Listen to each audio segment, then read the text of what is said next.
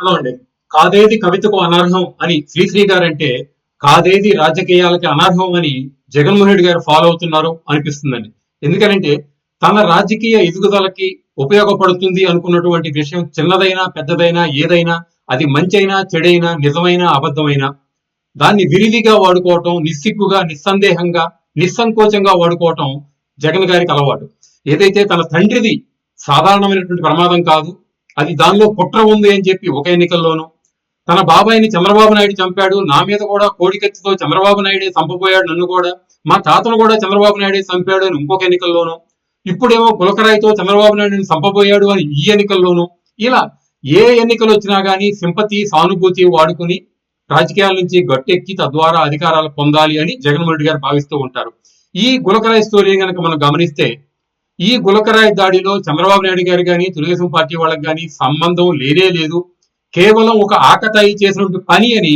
జగన్మోహన్ రెడ్డి గారి దగ్గర నుంచి ఆ పార్టీ సామాన్య కార్యకర్త వరకు అందరికీ తెలుసు, పోలీసులకు కూడా ఈ విషయం తెలుసండి. కానీ కేవలం సానుభూతి ద్వారా ఓట్లు రాబట్టుకోవాలనే ఉద్దేశంతోనే జరిగిన సంఘటన తమకు అనుకూలంగా మలుచుకోవడం కోసం మాత్రమే ఈ స్టోరీని పైకి తీసుకొచ్చారు అని మాత్రం ఖచ్చితంగా చెప్పుకోగలం. ఎందుకనంటే నిజంగానే జగన్మోహన్ రెడ్డి గారు ప్రచారం చేస్తున్నట్టుగా చంద్రబాబు నాయుడు గారు తెలుగుదేశం పార్టీ నాయకులు జగన్మోహన్ రెడ్డి గారి మీద దాడి చేయించి గులకరాయితో ఆయన్ని చంపబోయారు అని గనక నమ్మాలి అంటే, నిజంగానే ఒక వివిఐపి మీద ఎవరైనా దాడి చేస్తే ఇమ్మీడియట్ గా ఆయన సెక్యూరిటీ అలర్ట్ అయిపోయి పూర్తి రక్షణ కల్పించి ఆ వివిఐపిని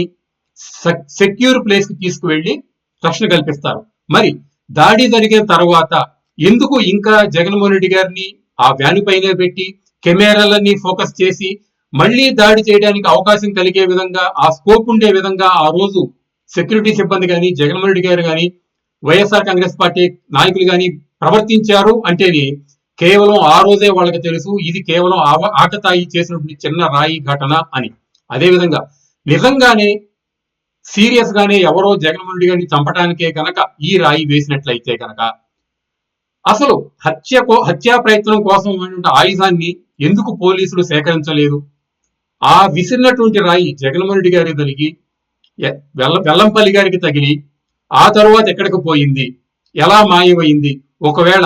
ఆ రాయి వీళ్ళిద్దరికి తగిలి తిరిగి రాయి వేసిన వ్యక్తి చేతుల్లోకి వెళ్ళిపోయిందా, లేదు జగన్మోహన్ రెడ్డి గారు దాన్ని మ్యూజియంలో పెట్టడం కోసం అని చెప్పి దాచారా అని పోలీసులు పరిశోధించారా? ఎందుకు దాని గురించి నిగ్గు తీయలేదు అని కనుక ఆలోచిస్తే దీనిలో ఎలాంటి కుట్ర లేదు అని అర్థమవుతుంది. మరీ ముఖ్యంగా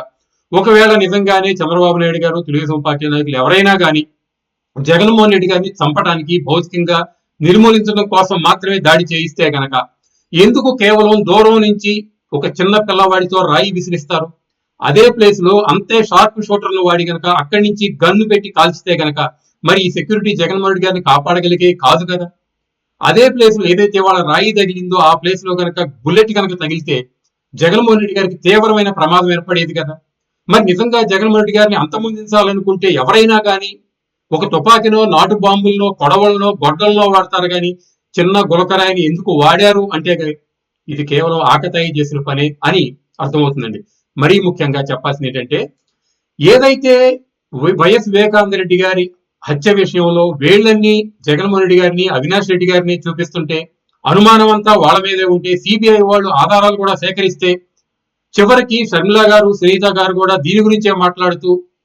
ప్రచారాలు చేస్తుంటే ఎక్కడ వివేకానంద రెడ్డి హత్య గురించి ప్రజలు మాట్లాడుకుంటే తమకు ఓట్లు రావు, తమ పదవులు పోతాయి, ఎమ్మెల్యేలు ఎంపీలు కాకుండా పోతాం, కడపలో కూడా ఓట్లు పోతాయి అనే ఉద్దేశంతో ఈ రోజు కోర్టుకు వెళ్లి గ్యాగ్ ఆర్డర్ తెచ్చుకుని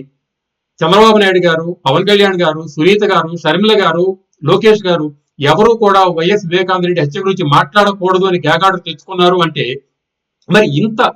వైఎస్ వివేకానంద రెడ్డి గారి విషయంలో గ్యాగ్ ఆర్డర్ తెచ్చుకున్న ఇదే జగన్మోహన్ రెడ్డి గారు తనకు తగిలిన గులక రాయిని గురించి మాత్రం రాష్ట్రమంతా ప్రచారం చేస్తూ ముఖానికి కట్టుకట్టుకుని ఉన్నదానిదో లేనిదాందో తెలియని కట్టుకట్టుకుని ప్రచారం చేస్తూ చంద్రబాబు నాయుడు చంపించాడని ప్రచారం చేస్తున్నారు అంటే ఇది గురువింద కింద సామెత గుర్తు రావడం లేదా?